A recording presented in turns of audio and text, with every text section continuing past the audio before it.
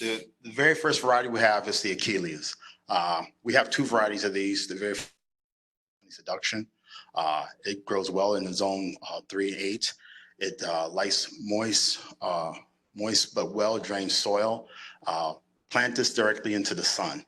We have two varieties of these. The first variety we're seeing right now is 2 weeks behind the sunny or strawberry seduction, but it's still more. We plant this twice a year. One in the beginning, and then we have another one right now, which gives you a late summer or midsummer color to show. The great thing about the Achilles, this genus was also named after Achilles, the hero of the Trojan War in Greek mythology, who used the plant to stop bleeding and heal wounds of the soldiers. Now, I wouldn't try that in real life, but it's something you could talk around the water fountain, coffee table, or bar to start a conversation. So just something to keep in mind. Now you'll remember this variety now, so that's good. Now the next variety we have is the strawberry seduction. This is a beautiful sort of reddish color with a yellow center. It's, as you can see right here, compared to the sunny seduction, it's 2 weeks ahead of it. Both varieties are still good, but it's still, the sizes will vary between the two. It's a very brilliant red with yellow center flowers. Also likes moist but well-drained soil, plant directly in the full sun, and it attracts butterflies and bees and other pollinators. Chrysogonum virginiana. This is a variety that is more of a short dwarf-like perennial. As you can see, it flowers during the May and will continue to flower through October, which will give you this continuous bloom. It's not showing any size of fall or foliage difference. It's still a nice, good, clean, glossy green leaf with these bright yellow, outstanding flowers in it. It's more of a short compact. You want to probably use in landscapes up in the front gardenings to give you some nice ground coverage. The Ilex Magic Winter Jewel. This is another variety we have that's more of a berry. They're really starting to show their fruit right now.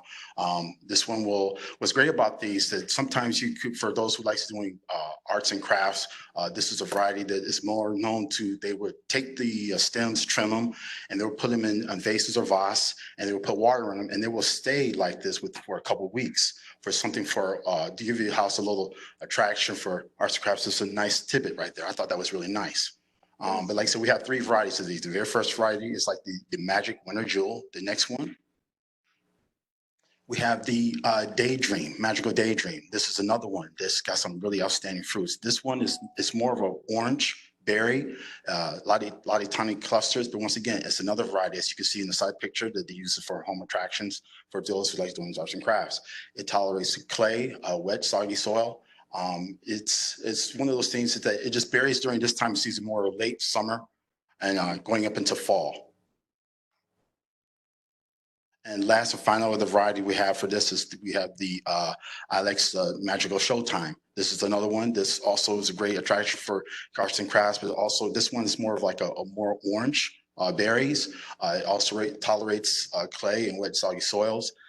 This grows, it gets between 4 feet to 5 feet, and it prefers to be through zone 9. Also falls in natives. Pay attention, classes. I'm going to test after this afterwards. You heard that, so. Right here we have the Rose Oso Easy Paprika. This is probably our 3rd year having this variety. This is very outstanding. It reminds me of a drift we used to do a long time ago. This is a rose that stays short and compact, and we give you a cluster of many tiny flowers in it. The flowers is more of a bicolor. It's got a more of an orange outing edge of the flower with a yellow center. And like I said, most of these varieties will be used to be planted in front of climbers with roses or even clematis to give the cover the bare bottom of the vines. So keep that in mind when you're doing landscape. Like I said, this is the very original paprika we started out with, and the next one is the next claim to fame is the hot paprika. Now this is another one that will give you say short and compact. It will give you a nice cluster of flowers. What's great about this is that you have the buds when it's first started, it's just like this really tiny bright red, which gives this firecracker look with this variety. I really like this. It's a new variety they came up with. So it's like, once again, this is also one that goes well in zone 3 through 9. It also likes well-drained soil and planted into direct sun. The rose at last. Now, what I like about this is a very apricot, like orange-like flower. This is a very calm flower. You want to use this when you're stressed. Just look at it and it will go away. It's also good for decos. You can put it on patios. As you can see, it's in deco pot. It makes a beautiful design. But like I said, this is a very beautiful variety. We also grow it into the 19s. I haven't shown that crop yet, but this, like I said, very calm, soothing flower. And we have the salvia May 9th. This is one of the more popular varieties of the salvia. It's not showing any color problems going into the fall. The picture on the bottom, like I said, this is a recent picture just taken yesterday. It is full of buds and blooms. As you can see, it does very well in the landscape. It's deer and rabbit resistance. And so this is a variety you just want to keep dry during the winter because you want to get crown red on it. It does well in zone 4 through 8, and it will get between 18 to by 18 in size. Like I said, this is also a variety that is deer and rabbit resistant. Rudbeckia Little Gold Star. This is more of the dwarf variety of the Rudbeckia family. It's the don't let the size fool you. Where it lacks in height, it makes up with clusters of flower. This picture we're seeing right here at the bottom is part of the native plants. It attracts pollinators, bees, butterflies. It will give you a large array of color once it starts blooming. It's also known as Black-Eyed Susan. It likes medium to dry soil. And like I said, don't let the size fool you. Like you see on the side, it's starting to flower right now. So we're going into the late summer. You got something right here that could still, for those last minute planners, they have something you can put in a yard and have lots of flowers, and also good for your stores also too. This is something that everybody's been clamoring for. We've had a lot of, I wouldn't even call hit years, a lot of miss years, trying to get things going. With our new process of high tunnel, they're on copper system, and a little bit of extra winter protection, we're really able to produce a real nice crop. Plus some straining and some new breeding out there is really helping to keep from getting, those bare bottoms, ugly trunks, high branching. We're really working hard to get rid of that. And this is going to be a new one here.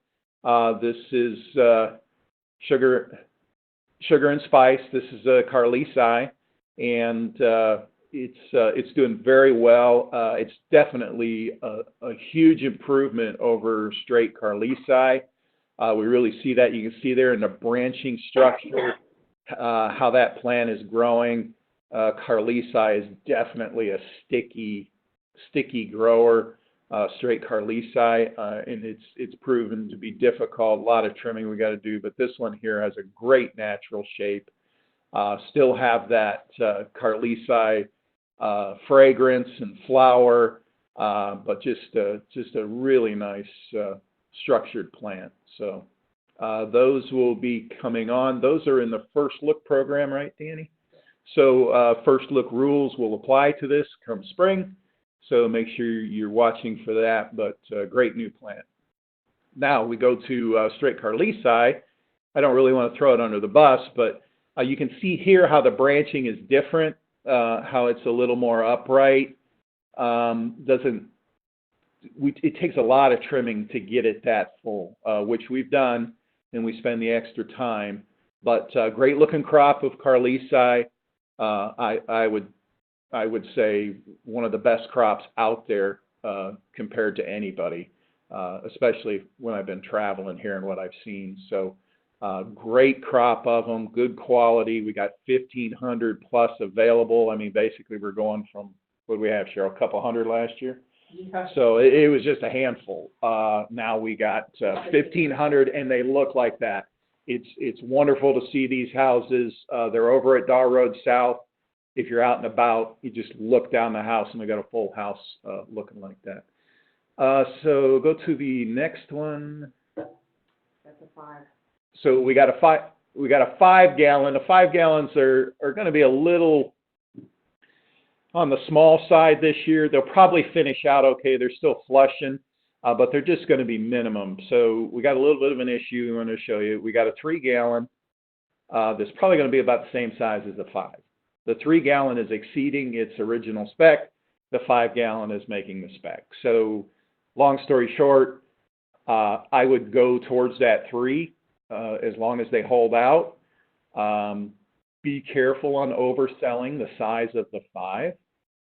It's just minimum spec, but we are putting them on. We're starting to roll them on, and we'll put several more on at the end of the season. So, viburnum pregans, kind of switching gears here a little bit. This is not a fragrant, but a very tough viburnum, very landscape install friendly. It has a great waxy leaf, waxy stems, tends not to get dead branching in the winter, things like that. A lot of good things going for it. And it still gets a nice white flower on it. Kind of reminds you a little bit of the leather leaf, which really isn't real hardy in a lot of our areas. This gives you that kind of texture. It's not as big of a leaf, but it gives you that texture that maybe people could use. Extremely drought tolerant, is very soil adaptable, so it's great for our clay soils, commercial jobs. So this is one you should talk up when you're talking to that crowd. So next is Spring Lace. This is a new one in the first edition program. This is not is it fragrant? No, it's not a fragrant. That was right. But great looking flower, pure white flower, very compact grower, big leaf, just rich color on the leaf, and it really resists any kind of bacterial spotting or anything like that. So it's a brand new one out there. It's doing great. Consider this one. It kind of gives you that look of a fragrant viburnum, but it's not fragrant. But watch on the zones. Okay, Bailey's did introduce this, but it is a zone 6. You could probably push it a little bit. We don't know for sure. We haven't really done that in the nursery. But it is listed as a zone 6, so, Ohio South probably would be very cautious going to Chicago or Michigan with this particular plant. So, all right, and then last I think is Jedi. So this is Jedi here. You can see here we got a great looking crop. We've really worked hard on trimming and also selecting. We've done a lot of selections with a breeder to help with that branching, to make sure we got great branching at the base. We don't get those Z trunks. We call them Z trunks, where they swing back and forth. And we're going to have real good numbers on the Jedi as well. So